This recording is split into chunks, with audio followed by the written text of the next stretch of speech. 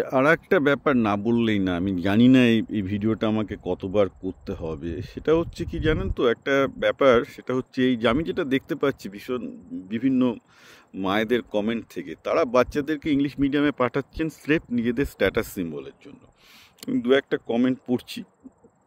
একজন লিখেছেন যে আপনি কি জানেন বাংলা মিডিয়াম বা সরকারি মিডিয়ামে এখন বইগুলোর কত লো কোয়ালিটি। আমার কমেন্টটা একটু মনে রাখবেন। সেকেন্ড একজন বলছেন ওখানে তো পড়াশোনায় হয় না, যাদের সাথে ওঠা বসা করবে আমার ছেলে তার তো পড়াশোনার কোনো অ্যাসপিরেশনই থাকবে না, কারণ তাদের বাবা মা হয়তো কেউ রিক্সা চালাবে বা কেউ বাড়িতে জিয়ের কাজ করে, তো সেখানে আমার ছেলে মেয়ে কী শিখবে।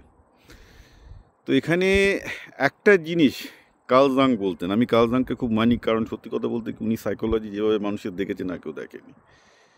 ব্যাপারটা দেখুন, আপনার ছেলের ভবিষ্যৎ কী হবে, ছেলে কীভাবে কি ঠিক করবে সেটা না করে, বাইরে আরও একটা কথা আসে যে বলবো যে দেখুন আপনারা দেখবেন না কেন যত যেই মেন্স বা যেই রেজাল্ট যত হচ্ছে সবই তো সিবিএসই না আইসিসি বোর্ড, সবই তো প্রাইভেট স্কুলগুলো থেকে, সরকারি স্কুলের রেজাল্ট সেরকম কোথায়।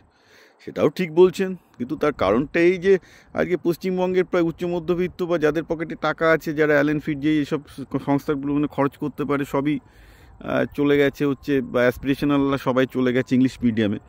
এর সাথে মিডিয়ামের কোনো সম্পর্ক নেই। যাক, এবার আমি এইগুলো আসছি যে সমস্যাটা হচ্ছে কি, যেটা হচ্ছে এই যে আপনি এই ক্লাস স্ট্যাটাসটা খুবই মারাত্মক। মানে আমি এই যে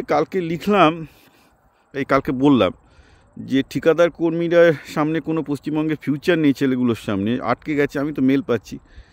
তো বলে যে মশাই আপনি কি করছেন, আপনি কি ইঞ্জিনিয়ারদের জন্য কিছু বলতে এসছেন, নাকি আপনি এইসব রাস্তার কিভাবে এবার রিক্সা চালাতে হবে, তারা কি করে কেরিয়ার করবে তাই নিয়েও বলবেন। এরকম একটা নয়, এরকম আমি বহু কমেন্ট পেয়েছি যাদের ছেলেমেয়েরা কিন্তু ইঞ্জিনিয়ারিং পড়ছে বা এই পড়ছে। অতএব আপনি বুঝতে পারছেন যে পশ্চিমবঙ্গের সাধারণ যে শিক্ষিত মধ্যবিত্ত ক্লাস, তারা যেসব ঠিকে কর্মীরা ঠিকঠাক করে মাইনে পাচ্ছে না বা একটা অস্থায়ী কর্মী পদে আছে, তাদের প্রতি মনোভাবটা কীরকম, অর্থাৎ কোনো সহানুভূতিই নেই। আমি তো বলছি পশ্চিমবঙ্গে এমন একটা স্বার্থপর সমাজ তৈরি হয়েছে যেখানে এত বাজে একটা ক্লাস এবং ক্লাস সিম্বল স্ট্যাটাস শুরু হয়েছে, তাতে আপনার যারা মানে অন্যান্যদের প্রতি কোনো সহমর্মিতা তৈরি হয়নি, যেটা খুব ভেরি আনফর্চুনেট। অর্থাৎ এই ধরনের মন্তব্য পেলে আমার প্রথমেই যেটা মনে হয় যে ভাই, মানুষ হওয়ার শিক্ষাটা না পেলে কিন্তু পৃথিবীতে সব জায়গাতে অসুবিধা আছে। এটা ভাবার কোনো কারণ নেই কেউ অমানুষ হয়ে খুব বড় হতে পারে, কারণ আপনি যে ছেলে মেয়েকে তৈরি করবেন সে অমানুষ হলে কালকে কিন্তু আপনাকেই দেখবেন। আমি খুব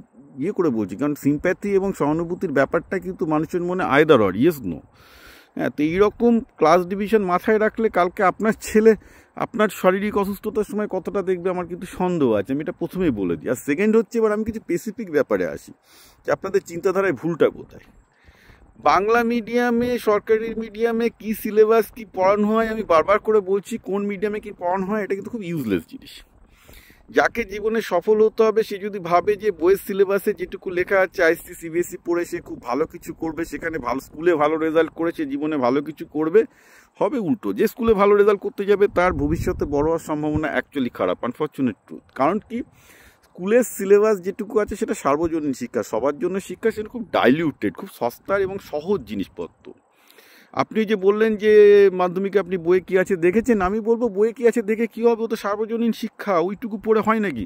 আগে যদি পশ্চিমবঙ্গের সরকারি স্কুলে যেটুকু আমাদের স্কুলে শেখাতো সেটা যদি আমি শিখতাম, আমি কোথায় থাকতাম, আমি একটা দোকানদার হতাম।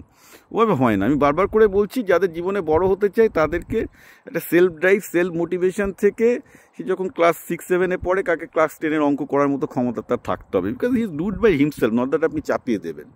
সবাইকে তার যে রিলেটিভ স্ট্যান্ডার্ড ক্লাস 6-7-এর থেকে 6-7 ধাপ এগিয়ে থাকতে হয়। কারণ কি, সেটা ছাড়া আজকের দিনে কোনো উপায় নেই। এই জন্যে নেই যে যেটুকু স্কুলের সিলেবাস সেইটুকুতে কিছু হয় না। ওটুকু আমি আবার বলছি খুব সিম্পল জিনিস।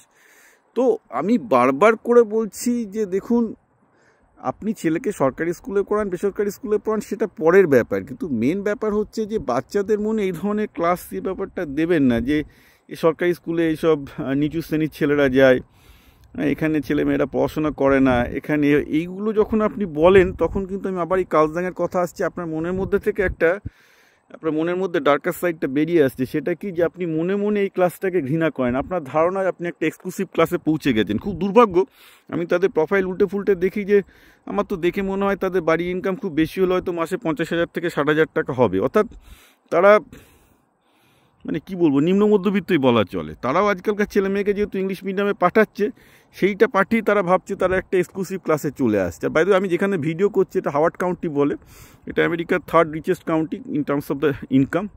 এখানে কিন্তু সবাই পাবলিক স্কুলে যায়, মানে এখানেও প্রাইভেট স্কুল আছে কিন্তু সেটা খুব কম, এখানেও সবাই পাবলিক স্কুলে যায়। এবং কারণটা একটাই, যে সবাই চায় যে তার ছেলে মেয়ে সমস্ত শ্রেণীর লোকজনের সাথে, সে বড়লোক হোক গরিব হোক যাই হোক না কেন, সবার সাথে একসাথে মিলেমিশে বড় হোক। কারণ এটা একটা জীবনের বড় শিক্ষা। স্কুলে তো পড়াশোনাটা তো একমাত্র শিক্ষা না, সেখানে একটা সোশ্যালাইজেশন স্কিল শিখতে হয়।